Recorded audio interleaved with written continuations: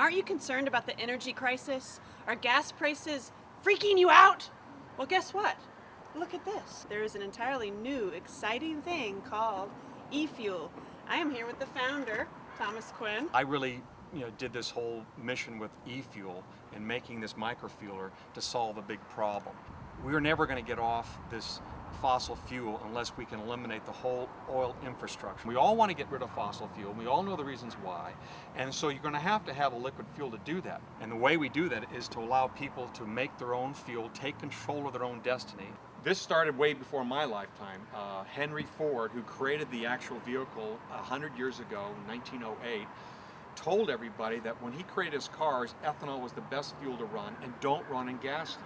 Someday we would run out, and ethanol was a much better fuel than gasoline because it has much more octane, which is the big requirement in a combustion engine to be able to explode the pistons and move them back and forth.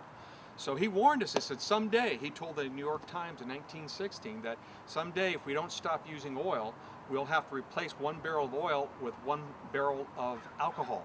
And we've come now to 2008 where his theory is working out to be true. Do I have to get a special car, a special microfueler car to use this fuel? No.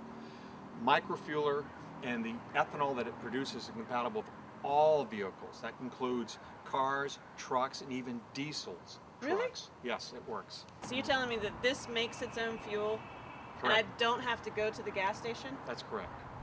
What? And it's not the petrol that you're used to using, which is the fossil fuel. It makes renewable fuel. This is from plant life. We call it feedstock, like the farmers feed their cattle feedstock. This used feedstock, but it used waste feedstock. Americans throw away half of all farm good products that are produced in our United States. That's a tremendous amount of waste. This is stuff that we discard in America and all over the world. This takes this, reprocesses it, and uses the carbohydrates in that feedstock, that waste, to make ethanol fuel for your car. Ethanol is what they call a renewable fuel. And the reason why it's renewable is because it comes from plant life. So if we use current plant matter, all right, on the planet now, and then we use it to make our fuel, when we burn that fuel out and the carbons go into the atmosphere, the plants reabsorb it and it becomes a cyclable, thus you call it renewable fuel. You not only can run your cars with it, but you can run power generators. One of these devices can power a house 24/7. What? You can just cut the grid off. You can get about 85,000 kilowatts from one of these devices or more. So in addition to taking those bottles and those cans and throwing them in a recyclable bin, we can now take the waste that we throw in the garbage disposal or we throw out to the back of the garbage, the lawn clippings and stuff like that, and that's energy, and that energy can be reprocessed into the microfueler and burn as a fuel. If you take the liquid fuel, you can store the liquid fuel, and then like a year later you bring it out and you can take that energy and use it. If you have electrical energy though, that electrical energy starts to diminish because it's being stored on batteries and it can't be stored very efficiently. The other thing to remember is, if you live in the United States, most of our power, electrical power, comes from a combustion engine sitting at a plant somewhere being filled with oil, fossil fuels, or coal.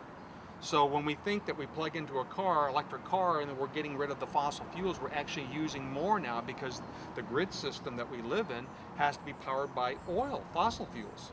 So this is another reason. If you make your fuel locally, it's the most efficient to make it locally where you're going to consume it. It's very efficient that way, and we're going to have to go back the way it was originally and localizing this fuel. I can put this in my backyard and fuel my car. I can fuel any car, which is amazing.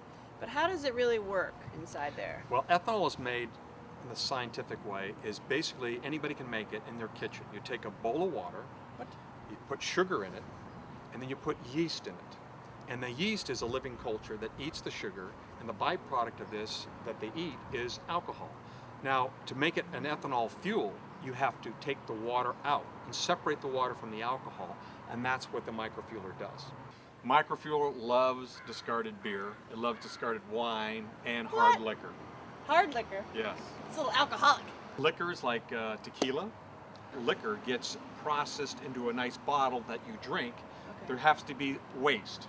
And sometimes it's about 20–30% of that product will be wasted. and it's normally sent down the sewer or it's sent out to some pasture where they can use it as fertilizer. That's where we can prevent that from happening. We take that, what they normally pay to discard now, we take that into our dealer network and we deliver that to your home automatically through an internet system that this machine tells our dealers that you're low on this feedstock, you need more feedstock, and a dealer will drive up, will pump it out of their liquid trailer truck into this system right here, and the system automatically turns on and starts making its fuel. It comes with a key that allows you to just turn on the pump when you're ready to pump, and this allows the pump operations to start in the microfueler. You just pick up the handle itself, just like a normal gas station. It has a handle just like you would find you're used to operating at your gas station. It even has a lock so you can start to fill up and walk away from your vehicle and let it fill up, and when it fills up all the way, it kicks itself off. And you just drag it. It's a 50-foot hose, unlike your gas station, it only has a few feet. This will go from the side of the yard, and you can just walk over to your car. Can I do it? And slip this into your tank. This is simple. It smells kind of like alcohol. Smells like a bar around 2 a.m. Yeah, don't drink it. How much does this cost per gallon? The feedstock, in most cases that we're going to be delivering through our dealer network, the feedstock that they get is free. This is all the discarded, beer, wine, sugar water, juices, plant material, cellulistic, algae. A lot of this stuff is available at no cost. So what you're paying for is probably to have the dealer deliver it to your home and fill it up there, and that will run you between 50 and 75 cents a gallon. I want a microfueler. I want one in my backyard, and I want one now. How do I get one? You can get one by going to our website at efuel100.com. That's EFUEL100.com, and you can purchase it right online with a federal tax credit. They run as low as $4,900. Oh. And I heard a little birdie say that if I live in New York, I can have it totally for free. Yes, rumor is they match that federal tax rebate 50%, so it could possibly be free in the state of New York. Okay, so for those who don't have $4,900, how could you still get the fuel? You will see lease programs in the future that allow you to be able to lease the unit versus purchasing it for a much lower monthly cost. The most important question of all, when is the microfueler available and when can I have it?